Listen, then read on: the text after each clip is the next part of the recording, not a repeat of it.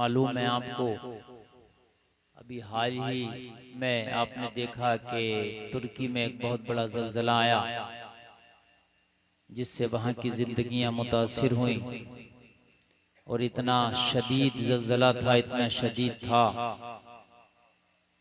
कि मीडिया वालों का कहना है कि ज़मीन 10 फीट नीचे धंस गई। वहाँ का नक्शा, वहाँ का मैप सब दरम बरम होकर रह गया। मालूम है आपको, ये ज़लज़ले क़यामत की निशानियाँ हैं, ये ज़लज़ले क़यामत की निशानियाँ हैं।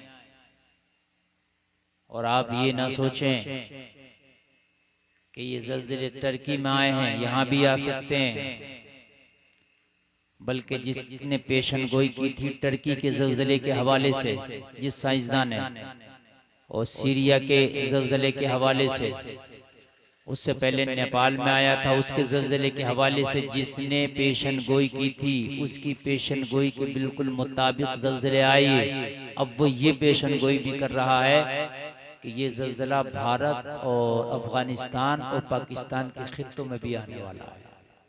ये पेशन गोई भी वो कर रहा है। होता तो सब अल्लाह के हुक्म से, होता सब अल्लाह के हुक्म से, मगर ये लोग कुछ किसी चीज़ से इनका सिस्टम होता है, कुछ तजर्बा वजर्बा करते हैं, कुछ ही अपना तजर्बा पेश करते हैं।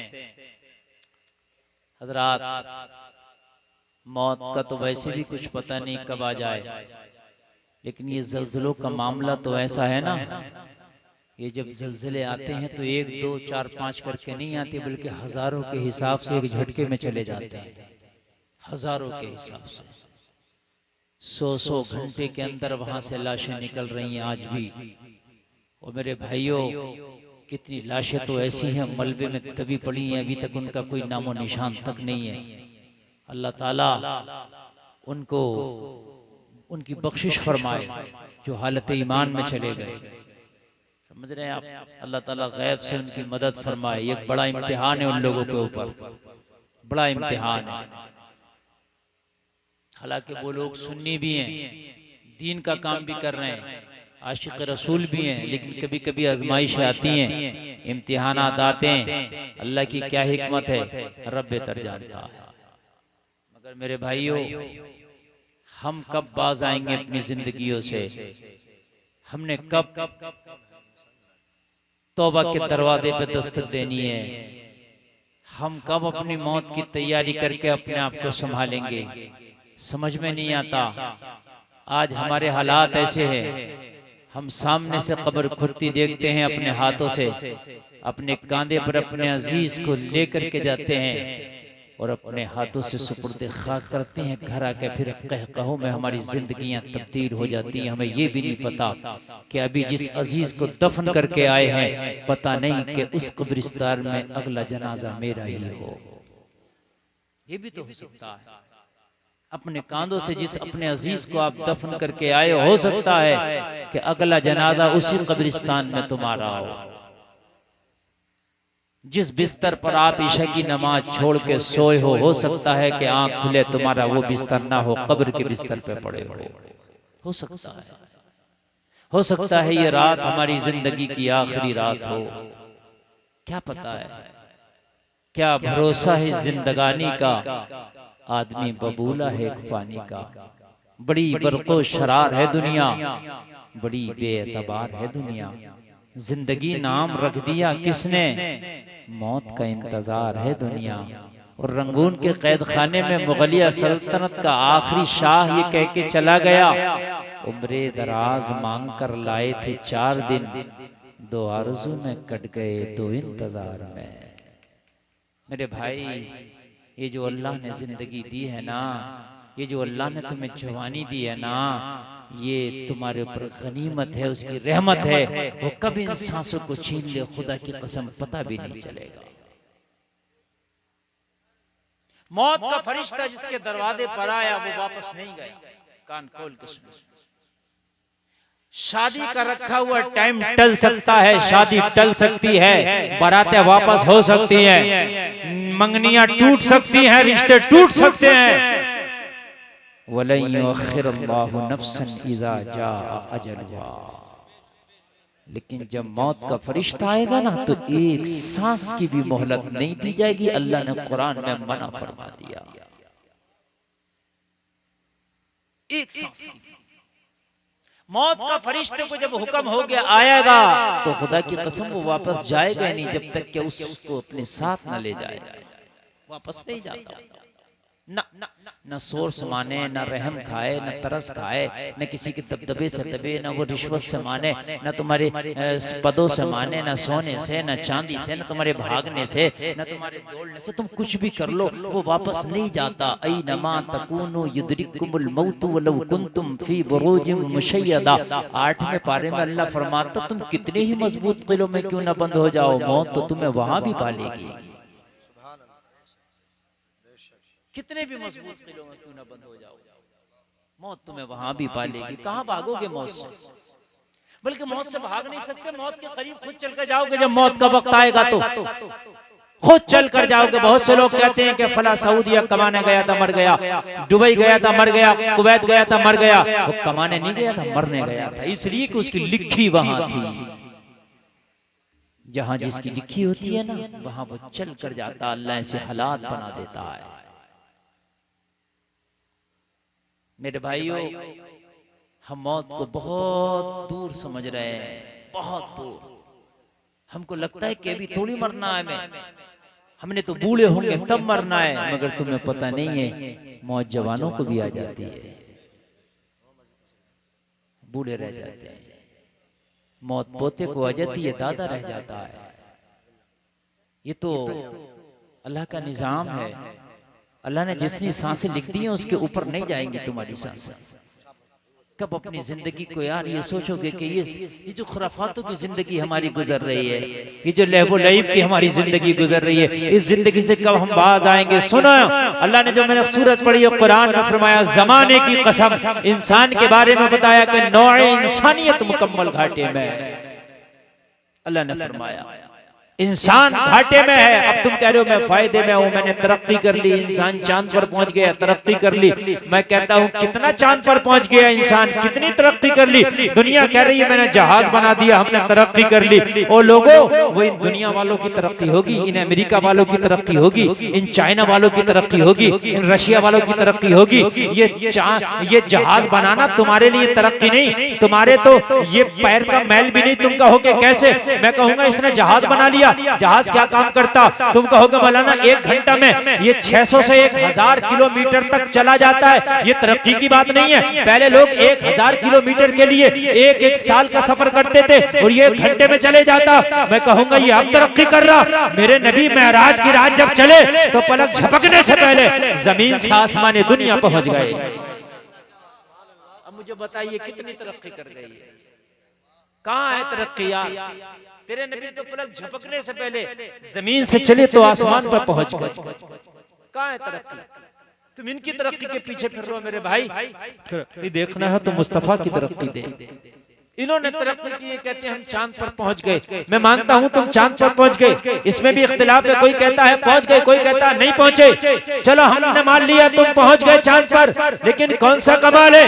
ये तुम्हारी तरक्की होगी यार। मैं तो उस नबी का कलमा पढ़ता हूं जो नबी उंगली हिला दे, इशारा कर दे तो हलीमा के पालने में लेटा लेटा आसमान के चांद को हिला के रख दे, हिल जाए आसमान। चांद झुक जाता जिधर उंगली उठाते महद में, क्या ही चलता था इशारों पर खिलौना नूर का, है ना? मेरे नबी तो अगर उंगली का इशारा कर दें तो चांद के 2 टुकड़े कर दें, दुआ करें तो चांद डूबा हुआ सूरज पलट आए। सुभान अल्लाह बोलो यार।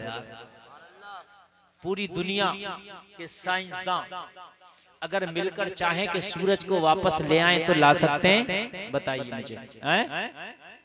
सूरज तो दूर की बात है कि सितारा नहीं ला सकते। हालांकि कोशिशें बहुत कुछ कर रहे हैं, बहुत कुछ करने की कोशिशें कर रहे हैं, मगर तुम कितनी भी तरक्की कर लो, जहां से तुम्हारी तरक्कियां खत्म होती है ना, वहां से आमना के लाल की शुरू होती है। और आमना के लाल की बात बड़ी है, हटा दो एक तरफ, आमना के लाल के गुलामों की शुरू होती है। समझ रहे हैं आप मेरे भाइयों? अल्लाह ने कहा घाटे में इंसान घाटा। दुनिया कह रही है हम फायदे, हम दुनिया की मानते ही नहीं। वो कह रही है कहने तो हम तो कुरान की मानते हैं, बात है कि नहीं? दुनिया कह रही है जमीन घूम रही है, कुरान कह रहा है चांद और सूरज चल रहे हैं, तो हम तो भाई कुरान की मानते हैं। भाई बात है कि नहीं? हम नहीं मानते भाई तुम्हारी, इसलिए कि तुम्हारी क्या जिधर हवा चलती है तुम उधर पीट कर लेते हो, आज कुछ कहते हो कल कुछ कहते हो। कुरान तो जो 1400 साल से कह रहा आज भी वही कह रहा, बदला ही नहीं। बताइए बदला क्या? जो 1400 साल से कहता चला आ रहा कुरान वही कह रहा, एक बात नहीं बदली। तुम तो जिधर पल्ला भारी देखते हो उधर ही जाके बैठ जाते हो। भाई तुम्हारी मान कैसे ले? मैं तो उस कुरान की ना मानूं जिस कुरान ने जो कह दिया वो होकर रहा। सुभान अल्लाह, जो कह दिया वो होके रहा, और इंशाअल्लाह जो कुरान कह रहा है वो होकर रहेगा। अब ये साइंसदान अब बता रहे हैं कि फला जगह जलजला आएगा, फला जगह आएगा, फला जगह। मेरे नबी ने 1400 साल पहले बता दिया कि जलजले जब जब आएंगे, जब तुम में नाच गाने बढ़ जाएंगे, गुनाह बढ़ जाएंगे, बेहयाइयां बढ़ जाएंगी, उरियानियत बढ़ जाएगी, लोग दगाबाज धोखेबाज हो जाएंगे। समझ रहे हैं आप? तो मेरे नबी ने फरमाया ये कुर्बे क़यामत का जमाना होगा, उस वक्त जलजले की कसरत होगी, और ये जलजलों की कसरत आप देखने में आ रही है। अब बता रहे हो, मेरे नबी ने 1400 साल पहले बता दिया था। इनका सैटेलाइट अब काम कर रहा है, मेरे नबी का मौजज़ा 1400 साल पहले बता रहा है। सुभान अल्लाह, सुभान अल्लाह।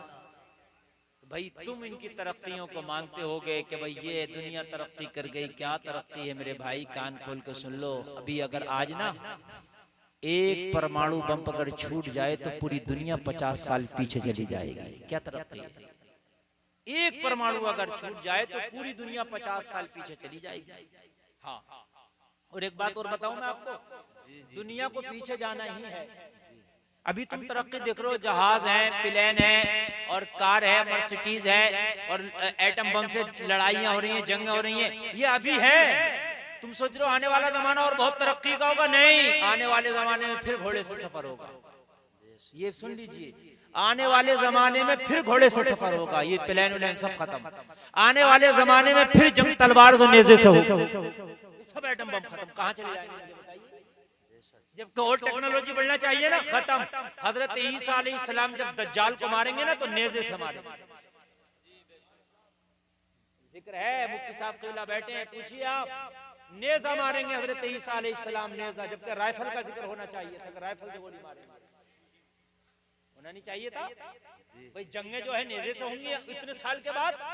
अब ये भी जमाना करीब ही आ रहा, ये जमाना करीब आ रहा कि हजरत ईसा के आने का करीब जमाना आने वाला है, क्योंकि कुर्बे क़यामत चल रहा है। तो हजरत ईसा अलैहिस्सलाम की जो जंग होगी वो हजरत ईसा अलैहिस्सलाम नेज़ा मारेंगे, और नेज़ा मार के उसको हलाक करेंगे। किसको? दज्जाल को। तो मुझे बताओ कि फिर जमाना वही आ जाएगा।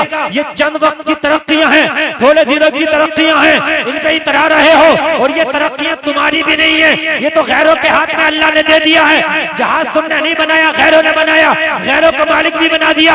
तुम क्यों खुशियां मना रहे हो? तुम्हारे लिए तो तरक्की की बात यह है कि तुझसे तेरा रब राजी हो जाए, तेरा मुस्तफा राजी हो जाए। इससे बड़ी तरक्की नहीं हो सकती। मेरे मुस्तफा फरमाते हैं जिसकी उम्र लंबी हो, अमल अच्छे हो, वो सबसे बड़ा अमीर है। सुभान अल्लाह, सुभान अल्लाह।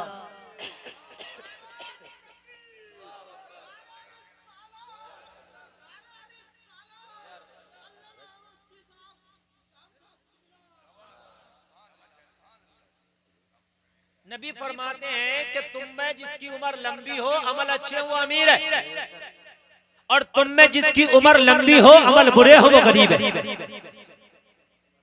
तरक्की कर रहे हैं भाई। इनकी तरक्की को तुम खाली मुली तरक्की के चक्कर में पड़ गए मुसलमानों के। ये तरक्की तरक्की तरक्की तरक्की कुछ नहीं है, ये तुम्हारे लिए तनज़्ज़ुली है। तरीक़े मुस्तफ़ा को छोड़ना है वजह बर्बादी, इसी से कौम हुई दुनिया में बेइख्तिदार अपनी। हमें तो करनी है शहंशाह बता की रज़ा जोई, वो जो अपने हो गए तो रहमते परवरदिगार अपनी। अल्लाह की जब रहमत अपनी हो जाए ना तो हुकूमत बड़ी छोटी चीज हो जाती है। अभी साइंस कोशिश कर रही है कि हम बच्चे को मशीन के जरिए पैदा करें, कोशिश चल रही है, कई हजार बच्चे एक साल में पैदा किए जाएंगे, ये उनकी कोशिश चल रही है। अल्लाह जाने कितना कामयाब होंगे, मगर करते रहो। लेकिन एक बात बताऊं, कुरान ने अटल फैसला कह दिया, मौत आएगी तो तू कितनी भी कोशिश कर लेना। जो डॉक्टर सबसे कीमती दवाएं बना रहा, मौत जब उसकी भी आएगी तो मरना उसे भी होगा। जो कोरोना में डॉक्टर लगे हुए थे, जो टीमें लगी हुई थी कोरोना वालों का इलाज कर रहे थे, जब मौत आई तो वो भी मरे। जिन्होंने दवाएं इजाद की, जब मौत आई तो वो भी मरे। अच्छा, दुनिया में आज तक ना कोई ऐसा टैबलेट बना है, और ये मेरा जुमला कयामत तक के लिए है, ना कोई ऐसा टैबलेट ये दुनिया बना पाएगी कि मरने वाले को 1 मिनट की जिंदगी दे सके। इंशाअल्लाह कुरान ने कह दिया, एक सांस की मोहलत नहीं तो नहीं बना पाएगी। बना सकती है भाई, ये बताइए, अरे जोर से बोलो यार। नहीं, अगर ऐसी टैबलेट बन जाए तो अनिल अंबानी तो मरे ही नहीं यार, पैसे वाला खरीदते खाता रहेगा। लेकिन मरना उसे भी है मेरे भाइयों, जब मौत आएगी तो अडानी भी मरेगा, अंबानी भी मरेगा, और एक रक्षा चलाने वाला भी मरेगा। लेकिन हाँ, अगर दुनिया में ऐसी टैबलेट भी किसी ने बनाई है जो मौत को भी टाल दे, वो आमिना के लाल की टैबलेट है। सुभान अल्लाह, सुभान अल्लाह। अगर मेरे नबी दुआ कर दें तो मौत को भी टाल दे। तुम इनकी तरक्कियों पे खुश हो। मेरे नबी के बचपन का जमाना, हलीमा की बकरियां चरा रहे हैं, बकरियां चराते चराते बकरियां नाला फलांग के उस पार चली गईं, और इधर मेरे नबी इस पार हैं, उस पार जाना चाहते थे। बचपना है, उम्र छोटी है, नाला बड़ा है।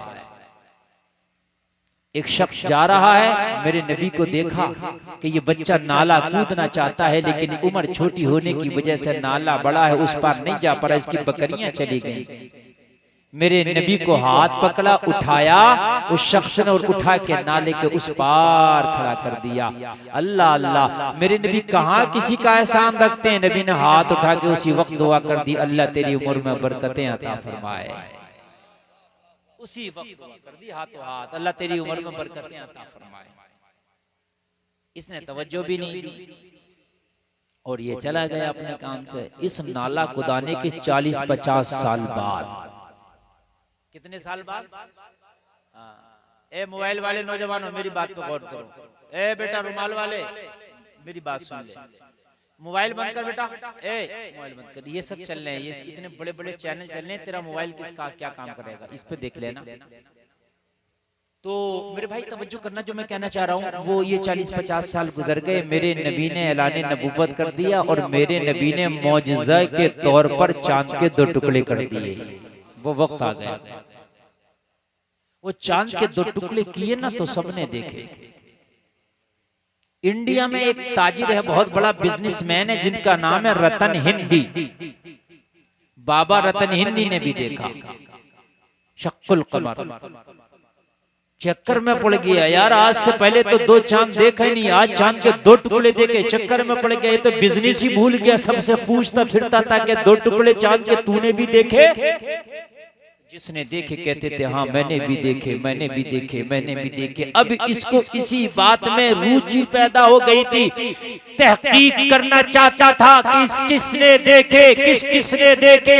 एक दिन इसके पास हिजाज से काफिला आया माल लेकर के, तिजारत की गरज से। रतन हिंदी उनसे पूछ बैठा कि चांद के टुकड़े तुमने भी देखे थे? हिजाज में भी देखे थे? वो बोले देखे नहीं थे, हमने तो चांद के भी 2 टुकड़े देखे हैं, और 2 टुकड़े करने वाला नबी भी देखा है। हमने दोनों देखे हैं, हमने चांद के भी 2 टुकड़े देखे, और जिस नबी ने 2 टुकड़े किए थे हमने तो उस नबी को भी देखा है। रतन हिंदी बोला क्या मतलब? कहने लगे मतलब इतना सा है, जो चांद के 2 टुकड़े किया है वो कोई और नहीं, अल्लाह का आखिरी नबी है, नाम मोहम्मद रसूलुल्लाह है। उसने उंगली का इशारा किया, चांद को 2 टुकड़ों में तकसीम कर दिया। हमने तो उस नबी को भी देखा है, वो बाकमाल नबी है। अल्लाह अल्लाह, रतन हिंदी बोला, मेरी तो जुस्तजू यही थी वहां तक पहुंच जाऊं कि 2 टुकड़े करने वाला कौन है, क्या मुझे उसका एड्रेस दे दोगे? हाँ हाँ, इन दिनों मक्का में रहता है, ऐलान नबूवत कर चुका है, नबूवत का चांद तुलू हो चुका है। वो लोग उसके कलमा पढ़ने वाले उससे करीब आ रहे हैं, जौक दर जौक लोग उनका कलमा पढ़ के उनका मजहब इस्लाम कबूल कर रहे हैं। ओ लोगों जरा गौर करना, रतन हिंदी को शौक पैदा हुआ, तिजारत बाद में होगी, मोहम्मद की जियारत पहले होगी।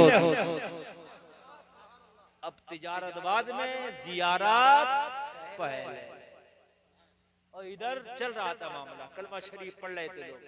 बिलाल ने कलमा पढ़ लिया, हजरत अबू बकर ने कलमा पढ़ लिया, हजरत उमर ने कलमा पढ़ लिया। धीरे धीरे धीरे धीरे लोग कलमा पढ़ रहे थे। इधर से रतन हिंदी चला, सफर करता करता करता करता मक्का शरीफ आ गया। जाहिर सी बात है, एक दिन में तो नहीं आ गया होगा, इसको तो महीनों का सफर लगा। ऊंट खच्चर पैदल के जरिए रास्ते तय होते थे। आके बोला, ओ मक्का वालो, मोहम्मद अरबी क्या यहीं रहते हैं? जवाब दिया मक्का वालों ने, बेवफाई की है, हिजरत करके वो मदीना चले गए। जिन दिनों रतन हिंदी पहुंचा था मक्का, नबी हिजरत करके पहुंचे मदीना। सोचने लगा जब इंडिया से मक्का तक आ गए तो फिर मक्का से मदीना कितना सफर है, चलते और पैदल चल दिया फिर मदीना। समझ रहे बात के मेरी? नहीं, आप लोगों को तो हर बात बड़ी नहीं लगती। अभी वो एक केरला का शख्स है, कोई पैदल हज को जा रहा, हर एक की डीपी पे लगा हुआ, हर आदमी उसी को शेयर कर रहा, भाई शहाब ने ये तीर मार लिया। अरे भाई अच्छी बात है जा रहा, लेकिन इतना मकसद भी नहीं कि तुमने सब कुछ उसी को बना दिया है। खुद एक टाइम की तुम नमाज नहीं पढ़ के दे रहे हो, वो पैदल हट जा रहा है तो उसको बस खाली डीपीओ पे लगा के सोच रहे हो कि बस यही सब कुछ हो गया। और पहले भी लोग बहुत गए हैं मक्का शरीफ, वो पहले तो जाती पैदल थे यार, कोई नया काम थोड़ी है। नहीं, उसको एकदम इतना हवा बना दिया, ऐसा हवा बना दिया। अभी वो उसको क्या बोलते हैं, कर्नाटक में एक लड़की ने वो हिजाब के हवाले से, हिजाब नहीं, मसला ये नहीं, अच्छा काम नहीं, बात अच्छी है, मगर मसला ये है कि हम उसी पर बैठ गए। भी कर्नाटक में एक लड़की ने हिजाब के ताल्लुक से एहतजाज किया, अच्छा किया, लेकिन अब हमने डीपीओ पे उसी को लगाना शुरू कर दिया, मुस्कान जिंदाबाद। भाई हमें अपने घरों में भी तो मुस्कान पैदा करना पड़ेगी। मसला ये नहीं है कि हम एक और बैठ गए, अपने घरों में भी तो हमें एक मुस्कान पैदा करना पड़ेगी। मेरे भाई खाली डीपी लगा लिया हमने, उसी को जिंदाबाद जिंदाबाद कर दिया, अच्छी बात है, उसने बहुत अच्छा काम किया, लेकिन कान खोल कर सुन लो, हम खाली डीपी लगा के जिंदाबाद कह करके काम नहीं चला सकते, बल्कि अपनी बच्चियों को भी कोशिश करें, वो शौक दिलाएं, वो जज्बा पैदा करें कि जो काम उस बच्ची ने किया उनसे बढ़कर तुम्हें करना है।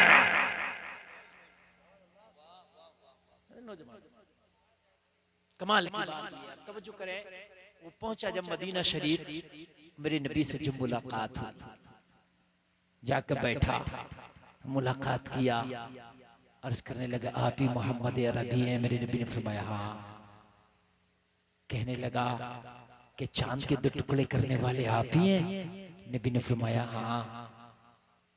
कहने लगा बड़े बड़े मौजज़े दिखाते, क्या कोई मौजज़ा मुझे ना दिखाएंगे? छोटा मौजज़ा मुझे भी दिखा दें, मैं तो इतना लंबा सफर करके आया हूँ। आप तो इतने इतने बड़े मौजज़े दिखाते हैं कि चांद के 2 टुकड़े कर देते, आप तो इतने इतने बड़े मौजज़े दिखाते हैं कि पत्थर कलमा पढ़ते हैं, आप तो इतने इतने बड़े मौजज़े दिखाते हैं कि आप इशारा करें तो दरख्त चल के आते हैं, क्या मेरे लिए कोई छोटा सा मौजज़ा नहीं दिखाएंगे? मेरे मुस्तफा ने फरमाया, तू जो आज जिंदा है ये भी मेरा मौजज़ा है,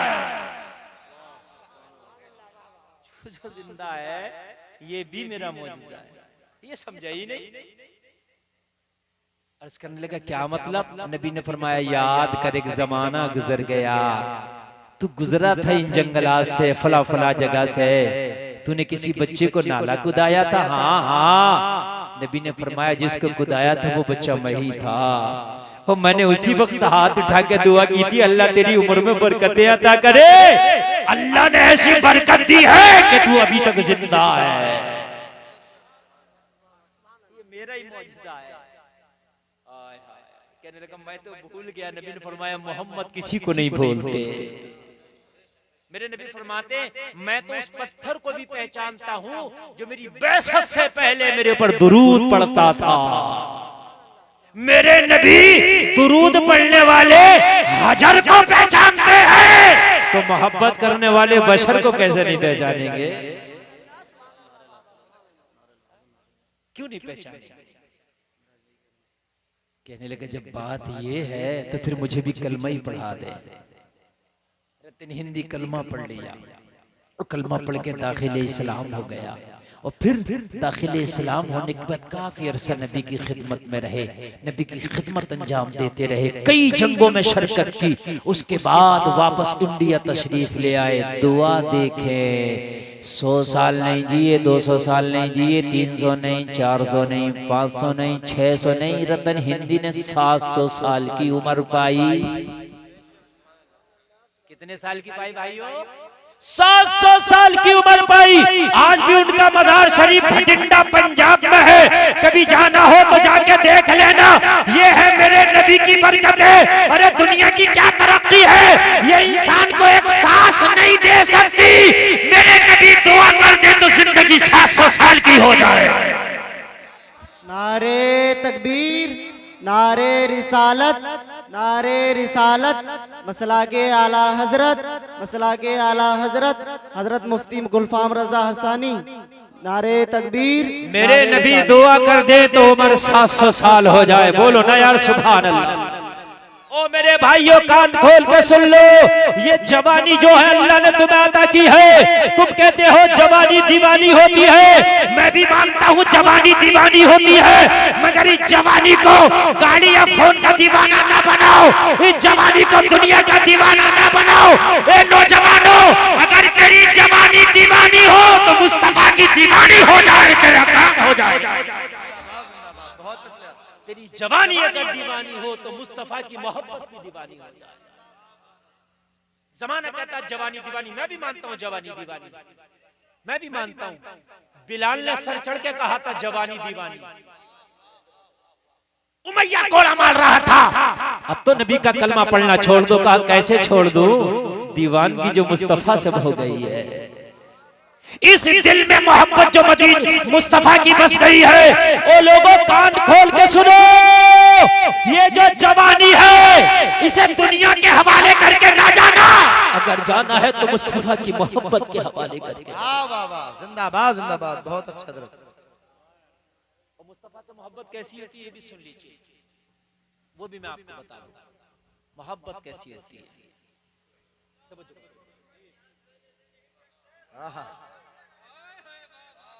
माशाअल्लाह, ये अकेले ही काफी है तुम्हारे पूरे गांव में नारा लगाने के लिए। अल्लाह इन्हें सलामत रखे। मैं इन्हें पहचानता हूँ, कई जलसों में इनसे मैं मुलाकात भी कर चुका हूँ।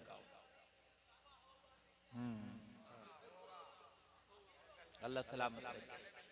मेरे भाइयों, मोहब्बत किसे कहते हैं सुन लीजिए। मोहब्बत खाली इसका नाम नहीं कि फूलों की तुमने फातहा दिला दी, बहुत अच्छे से 2000 के मगजियात लाके कीमती बढ़िया पूरी बना ली, कीमा बना के महल्ले वालों को खिला दी। ओ भाई मैं तो बहुत पक्का सुननी हूँ। नहीं, अच्छी बात है, मुस्तहब काम है, ठीक है भाई कर ले। लेकिन मेरे भाई मोहब्बत इसको कहते हैं। अल्लाह फरमा रहा है, सुन लीजिए, इंसान के घाटे के अल्लाह ने जिक्र किया कुरान में, घाटे में। फिर अल्लाह ने फरमाया 4 काम करने वाले लोग ऐसे हैं जो घाटे से बाहर हैं, और यही लोग वो हैं जो नबी से सच्ची मोहब्बत करते हैं। भाई सच्ची मोहब्बत खाली नारों से नहीं होगी, ये खोखले हैं। सच्ची मोहब्बत खाली जबान से नहीं होगी, ये खोखली है। मेरे भाई मैदान अमल में आके बताना पड़ेगी कि ये मोहब्बत है। अल्लाह ने फरमाया घाटे से बाहर होना चाहते हो, वो लोग कान खोल के सुनो, जो लोग घाटे से बाहर हैं अल्लाह ने उनका जिक्र कर दिया। इल्लल्लज़ीना आमनू, जो घाटे से बाहर हैं उनमें से एक वो है जो ईमान लेकर के आए। बेशक सुभान अल्लाह। एक कैटेगरी वो है लोगों की जो ईमान लेकर के आए, ईमान वाले घाटों से बाहर। ईमान वाले। अल्लाह ने फरमा दिया घाटे में है, लेकिन जो ईमान लाए वो इससे अब ईमान वाले तो आप सब है अल्हम्दुलिल्लाह, जितने बैठे हैं, जितनी बच्चियां बहनें बैठी हैं, जितने बच्चे नौजवान बैठे हैं, सब ईमान वाले अल्हम्दुलिल्लाह। ईमान वाले ना होते तो जलसे में क्यों आते भाई? हमारा जन्ने गालिब तो यही आप ईमान वाले, बाकी तो अल्लाह जानता दिलों के हाल को। लेकिन खाली ईमान से भी काम नहीं चलेगा। अल्लाह ने फरमाया इल्लल्लज़ीना आमनू, वो घाटे से बाहर है जो ईमान लाए, वो आमिलु सालिहात, और जिन्होंने नेक अमल किए। वाह वाह, जिंदाबाद जिंदाबाद, बहुत अच्छा। नेक अमल भी जरूरी है मेरे भाइयों। खाली ईमान ले आए और ईमान लाने के बाद में नेक अमल की तरफ देखा ही नहीं। अल्लाह ने फरिश्ते को हुक्म दिया हजरत जिब्रील को कि जाओ फला बस्ती को लौट दो, पलट दो, उसका तख्ता पलट करो। और उसकी मौला उस बस्ती का, उसमें तो एक तरह बड़ा नेक बंदा रहता है, बहुत नेक बंदा है। रब ने फरमाया सबसे पहले उसी का तख्ता उलट करना जिसको तू नेक बता रहा है। अल्लाह, अर्श की मौला किस लिए? कहा वो खुद सजदे जरूर करता है, मगर बस्ती में जब लोग गुनाह करते हैं तो किसी को रोकने की कोशिश नहीं करता। तामुरूना बिल मारूफ व तनहौना अनिल मुनकर भी बनना होगा। जी जी, तुम जो कहते हो हमें क्या जरूरत पड़ी है मौलाना, हम क्यों बुराई लें, हमें क्या जरूरत है, मेरा तो इलेक्शन खराब हो जाएगा, मेरे तो वोट कट जाएंगे।